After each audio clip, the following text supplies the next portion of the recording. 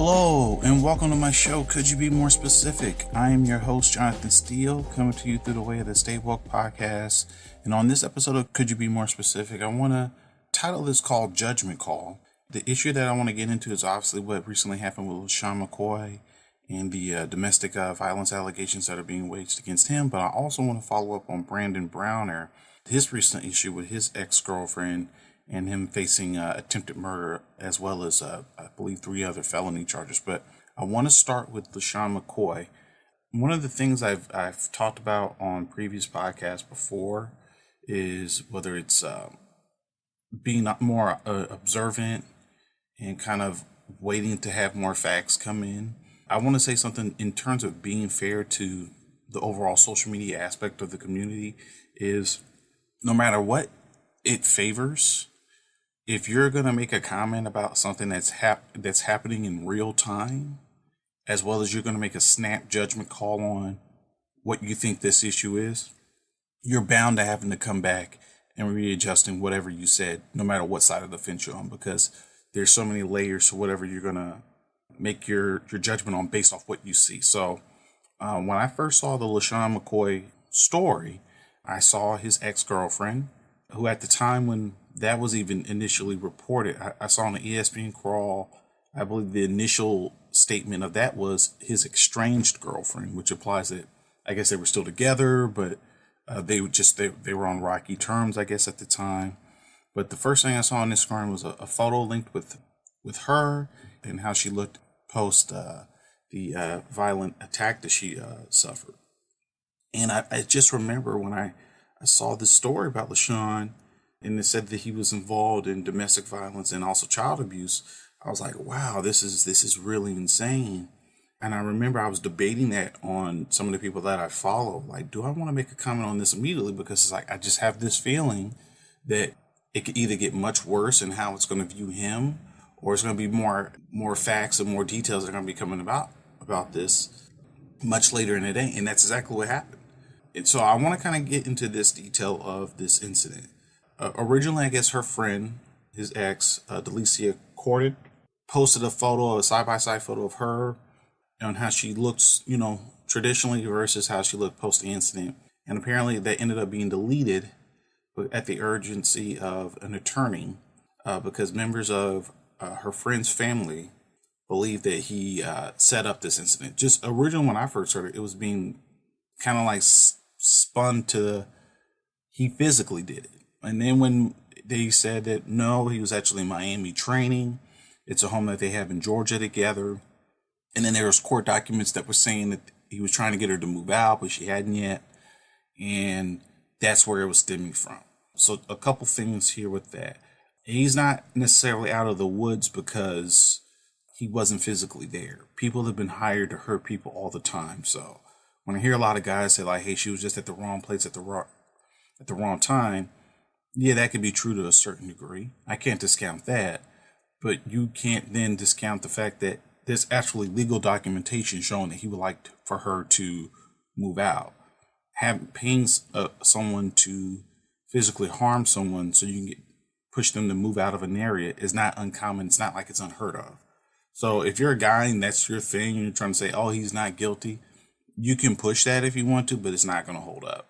I think in regards to, say, some of the women that who I follow and admire, when this was initially being reported, it was coming across like he physically did it. And so that my critique of that was, wow, this is very terrible. And he's linked to it. Let's see, as this day goes on, can we get more facts and more details to it? So that's where my judgment on that would stem from on, okay, let's see on how this is going to play out. Unfortunately, now this story has taken 3 or 4 turns, and this is what ends up happening in this 24-hour news cycle, is that now lines have already been drawn. People are going to make up their minds on what it's going to be, and no one then, because they're so concerned about their side, is going to be open to like, hey, well, this new piece of information has been verified, vetted, and true. This is what it is. So, but in the case of LaShawn, it's not like he has a completely clean record. I mean, he did have an incident going back to Buffalo, I believe, at a club that involved I believe another woman he's been involved in another incident that involved another guy that when he was out publicly. So, when the NFL is going to make their assessment on him, they're going to look at past things that he's either been accused of or been situationally involved in. Like, people got to realize when Ben Roethlisberger got suspended by the league, he was never charged. He was never prosecuted at all.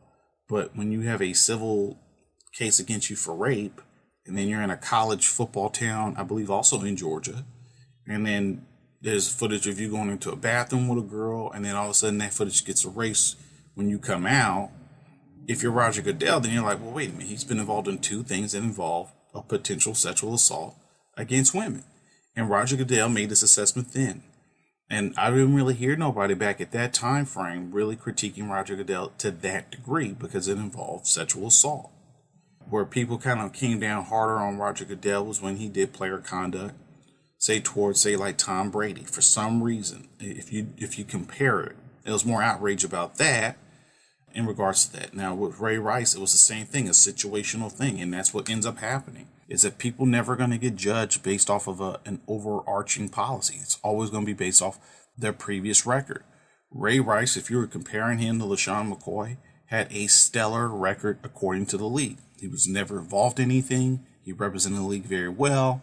And then in regards to that case, I think people forget because it kind of makes you feel murky was that, hey, at the casino with Trump, tape was turned over. They had footage that showed on what was the behavior like while they were gambling. Chris Christie stepped into that case. And some people say, hey, well, he has a conflict of interest because of Rutgers. And Ray Rice played at Rutgers, and he's done a lot for the school. And he argued, just like the DA did, like, hey, when that started, before the actual physical incident took place with Ray Rice and his now wife, there was a reportedly easily 20 to 30 minutes of footage that showed he was very calm, but that she was hitting him and she was being, physically irate with him at that time. Still doesn't justify him hitting her. That's still something that walks away. But all that stuff is taken into account by a DA. And it's also taken into account by the NFL. And then when he actually told them the truth of what happened, that he had been drinking and that's what ended up playing out, that's what shaped the way they sentenced him. It's a lot different than from Greg Hardy. But that's something that we got to keep in mind as time goes on and details come out. This is what's going to be added to the case. And for LaShawn right now, it doesn't necessarily help you that Richie Incognito is now stepping in because, hey, this is a guy that was involved in bullying a teammate. And for whatever reason that people want to make up about that, about toughness or whatever your assessment is about that in terms of locker room politics among players, that came on the heels not too long after when Chad Ochocinco was involved in a domestic case against Evelyn Lozado. And he ended up getting cut. And then when at that time, from a team standpoint, the 3 team leaders and Reggie Bush and Jake Long and Carlos Dansby stepped up to the coach and was like, hey, we kind of got to get a handle on the behavior of some of these guys because it's a certain level of professionalism that we got to show because we're representing these communities. And that's another thing that people don't really understand. You're not a normal private citizen and you're representing a multi-billion-dollar nonprofit, because that's what the NFL is. They're a multi-billion-dollar nonprofit that's selling, advertising to kids and family. The thing with LaShawn is going to be interesting to see over time what happens because there were many other ways he could have went about that situation based off what's looking like it's starting to come out about, other than him paying someone to physically harm her and to pistol whip her and rob her, because that's what they do to cover this up. They'll have you robbed and they make it seem like, hey, it was a targeted incident. Now, unless he's involved in something that would lead to him being targeted, we don't know yet for sure, but I'm pretty sure that's something in the coming days is going to be probably vetted out and talked about. So those are just some of my thoughts that I have on LaShawn. I'll definitely be coming back on that for sure in the future. But this leads me to Brandon Browner. And Brandon Browner is a really good defensive back who played for the Seahawks at his height. He also had a spell with the Patriots, and he won a Super Bowl there with them. And him facing, attempted murder for breaking into his ex-girlfriend's place and try to, I guess, smother her. I believe that's what the details was, and her kids were present. And this brings me to another thing with football. in terms of CTE, because I'm pretty sure that's what his attorney's going to argue is, he's been having, mental health issues since, leaving the league, because that's what it turns out ends up happening a lot. I know the film Concussion kind of explains that in a lot of ways that really didn't help the NFL at the time, but people are in a football state of heaven, especially around that time when that film was coming out. Overall, they got more bent out of shape about a protest of silent protest than they do of, hey, let's see about improving the health concerns of your game and medical care to your current and former players. But with Brandon Browner, it's very terrifying. And this is another thing, that women are not making this up in a vacuum. And this is not a pro-feminist statement. I don't believe in that. I don't believe in people that say, hey, I'm pro this or I'm pro that, I'm pro-conservative. It's like, no, you're a human being. Use your mind, let details and facts and information come in, and then you try and make the best judgment you can, and then let the chips fall where they're made, because you're not going to please anyone. So that's another thing too, is that we kind of got to get out of this, like, hey, making everyone happy. I'm more than happy to argue and debate whatever with someone on any issue if I feel like I have enough information, details, facts to make an assessment of it. And another thing is, hey, I'm not afraid to say that I'm wrong. You can have it, as far as I'm concerned. Hopefully, as time goes on, we'll get a little bit better in how we're communicating, because I guess people got to still understand that the social media tool that we have is still very young, like this country. And hopefully we can get to a place where people can have these discussions without it becoming this all-out war and how we talk to each other. In regards to Brandon Browner, I'm pretty sure we're going to have more stuff continue to come out about him, but I guarantee you that that's something that his attorney is going to bring up, is CTE. In all honesty, because we've been dealing with this for years, it's going to play a factor in that. It's going to play a factor in how it's been going to be looked at for him from a criminal standpoint. I'm really looking forward to, as time goes on with these issues, on us getting to a place where we can have these discussions and it doesn't become so vicious, because it's like, for some reason, that's the go-to place that we like to do a lot of the time. Those are just some of my thoughts. I'm looking forward to following up on this for sure. I want to thank everyone that's been listening to this podcast. This has been such a great experience for me to have this outlet to talk about.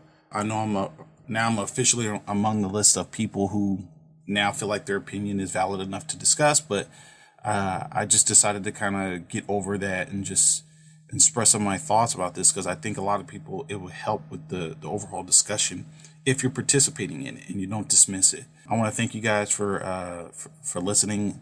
Definitely continue to like, share, follow my podcast. I want to thank D, all the work he's done in terms of how putting these shows together. Definitely check him out and all the reviews that he has going on for sure.